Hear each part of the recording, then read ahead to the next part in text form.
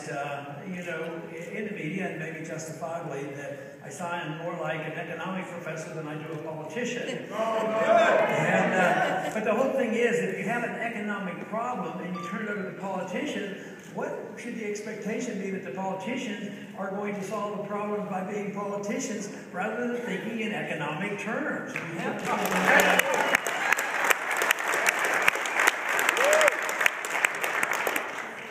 But our problems have started a long time ago, at least subtly, all the way back to 1913 with the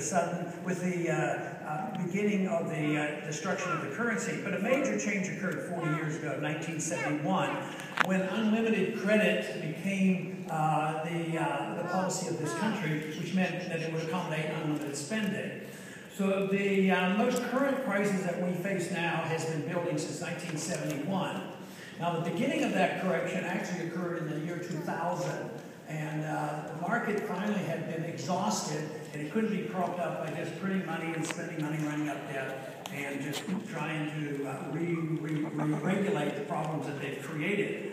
So in the year 2000, we had the NASDAQ bubble collapse because the NASDAQ was way out of control. There was way too much speculation because of the excess of credit.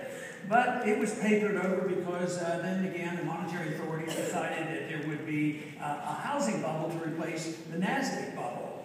And that seemed to work, but the truth is the standard of living and real jobs have been going down ever since the year 2000. We've had a 30 million increase in population since the year 2000, and essentially no new manufacturing and productive jobs.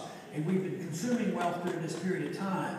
So although it's very easy to look at the housing crisis in Nevada, and in particular Las Vegas, and say that is the issue, all we have to do is wave a wand, give somebody some money, and solve the housing trouble. It isn't the answer. You have to answer the question where the bubble came from. And we have to talk to those individuals who understood the bubble, predicted the bubble, and explained that it was coming. But essentially, bubbles are formed by excessive credit. In a free market, credit and capital should come from savings. But we haven't done that for decades. They had this fictitious belief that if you didn't save, it didn't matter, because all we had to do was create new money out of thin air and pass it out to the special interest, and it would dribble down and help the middle class. Well, it didn't help the middle class. It destroyed jobs. It has shrunk the middle class, and now the middle class and the poor are suffering. And all those programs that were designed for houses, the people have lost their houses. But it starts, it cannot exist without the Federal Reserve creating credit out of thin air, usually understood to say interest rates should be low because it benefits everybody. Yeah, everybody except the savers. It benefits the spenders. It benefits the people who get the money first. The governments and Wall Street and the banks, they benefit. But by the time the money circulates, the tax falls on the middle class and on the people, and the people end up suffering because they pay higher prices and suffer the consequences. But the excess of credit has been there, and that's the real culprit. But also programs that were well-intended, the Community Reinvestment Act. This was designed to say, well, some people don't quite qualify, but they deserve a house too, and maybe if we put a little force on the bankers to make bad loans, this would really, dribble down and everybody's going to have a house. So the principle that everybody has a right to a house regardless of their income and how responsible they are and whether or not they have a down payment, all of a sudden would produce magic. And it seemed to work because a lot more people had houses. A high percentage of people had houses. But guess what? When the crisis came, they were the first one to lose their houses. The banks got bailed out, and the people we were supposed to be helping lost their jobs and lost their houses. So the government program, whether it's with the inflation or whether this affirmative action program of saying you must give people, even if they aren't qualified, to have a loan, this is the setting. This is the reason you end up with bubbles. Then on top of this, we had the corrupt way that credit was allocated through Fannie Mae and Freddie Mac. Fannie Mae and Freddie Mac should have been the first organizations to go after this bubble broke.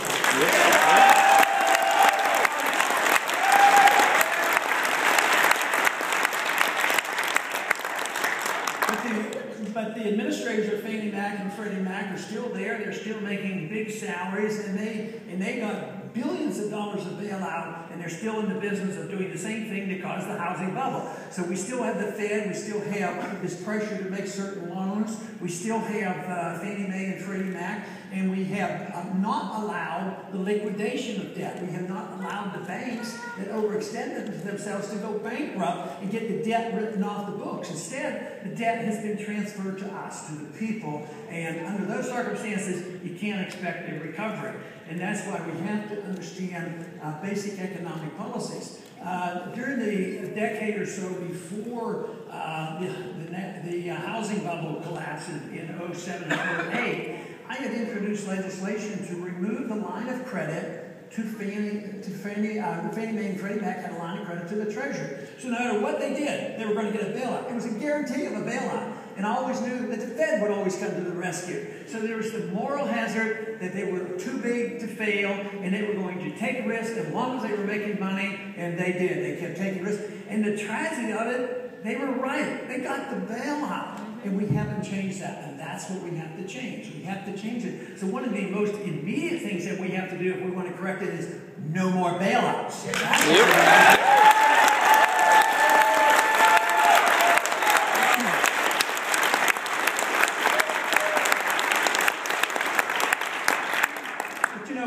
There have been times in our history where monetary policy precipitated a crisis like this, and the government wasn't attuned to the fact that they had to buy up all the debt. 1920, 21, the debt just dissipated, and people don't even remember the Depression, and it was over in a year. But today it's quite different, so we have to see what we can do to give more incentives. And one is that we could adjust the tax codes. Through the tax codes, we can give tax credit. They've expired for first home buyers. Give them a tax credit. Give them an incentive to get some of their money back. What about adjustment on these mortgages? There's no incentive for the mortgage companies to come and adjust the person that's holding the mortgage because they figure they're going to do better if they hold out because the moral hazard is still there. They figure, oh yeah, we're too big to fail. They'll bail us out again. Nothing has changed. They have no incentive to make a deal with the people that are underwater.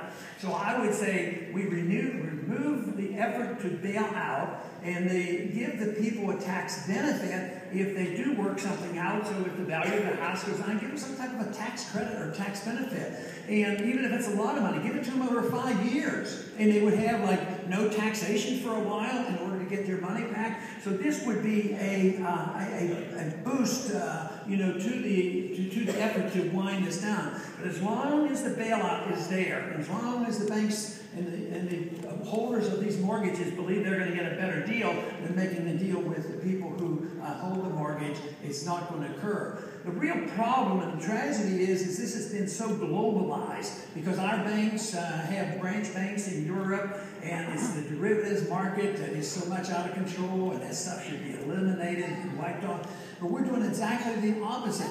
Bernanke has been overseas, our Treasury official has been overseas, and we're guaranteeing that we're going to bail out the euro, and we're going to bail out their banks. Their banks are our banks, and those banks are owning Greek debt and Spanish debt, and we're in hock for this. And as long as that is the case, they're going to keep borrowing and borrowing until we bail them out. But how can we bail them out? We've been downgraded once. We're going to get downgraded again. How are we going to bail out the world? So this is why we have to have a sensible approach. We cannot correct this until we admit the truth. That we've spent too much money, we're too much in debt, and we ought to cut some spending. Yep.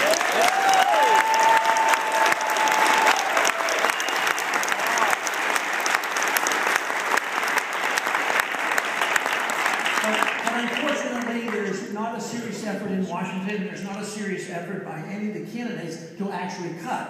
The only thing that they talked about is cutting spending on the proposed increases. They have proposed baseline increases of $9 or $10 trillion over the next 10 years. So they don't act responsibly. There's a super committee that super flopped. And then the automatic cuts are over the next 10 years starting in 2013. So there's no cuts. Nobody can tell the people in Congress what to do in 2013. So why should the markets be reassured that we're going to get our budget in order? It's just not going to happen unless we realize to get out of this mess, we have to rein in the spending. And we have other people proposing, and even the president today had a proposal. He said, oh, it's not a big deal. It costs between $5 and $10 billion. But it's more of the same. You know, more government regulations in there. And I think that the mistakes made by the artificially low interest rates can be taken care of by just more regulations, more Dodd-Frank, more medical legislation, more Obamacare, more Sarbanes-Oxley. These are all regulations that are costing trillions of dollars in order to correct the mistakes of the government. So they make mistakes, oh, we have to correct them, so they have another program of regulations. And we've been doing that. You know, when Enron failed, the Republicans were in charge, and they gave us Sarbanes-Oxley. And that has cost essentially $1 trillion since that time. And Dodd-Frank is estimated to cost $1 trillion. And who knows what Obamacare is going to cost if we don't repeal that.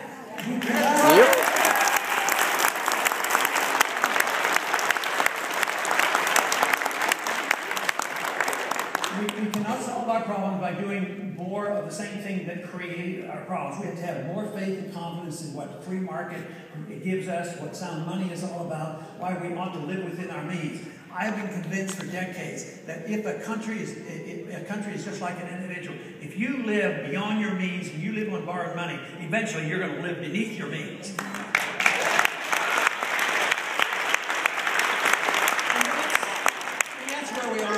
We're starting to live beneath our means because all we have is debt, and we have no incentive to get our business people to act responsibly again.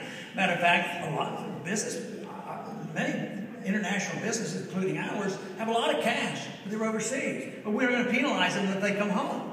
We penalize them with over-regulation and over-taxation. Matter of fact, there's one area where we penalize bringing money back. One way we could solve this problem is just lower the taxes. You know, if they've already paid taxes to a foreign government, just let them bring their money home. Maybe they'll invest it here in this country.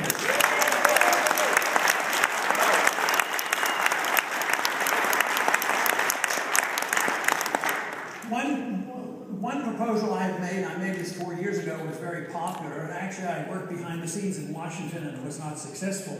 But this is a city that could benefit rather quickly from one little proposal. Make sure that the United States government does not tax tips at all.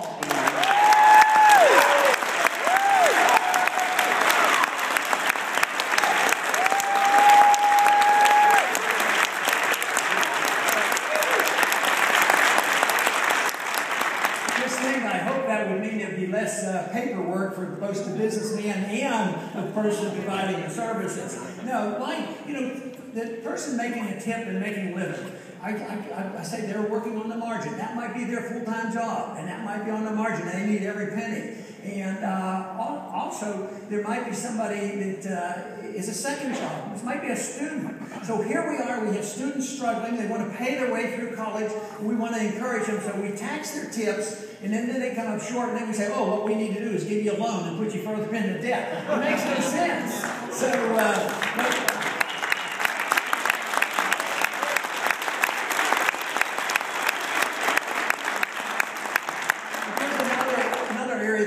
city rather quickly, but it would help everybody in this country, and that is we've overreacted to the visitation privileges of foreigners coming to our country. We want people to come out to our country. They're rich. They can come here and spend their money here in Las Vegas. That would be a good idea.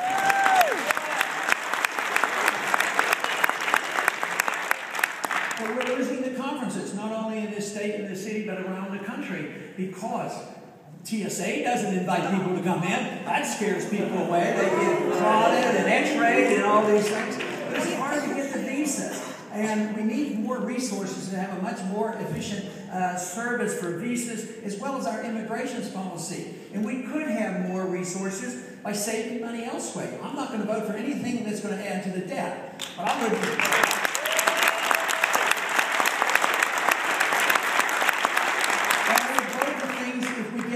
elsewhere. Now, my proposal is that if we need more immigration services and more efficiency there, why don't we save money elsewhere? You know, if you needed $1 billion for something, why don't we we should have like canceled $1 billion in building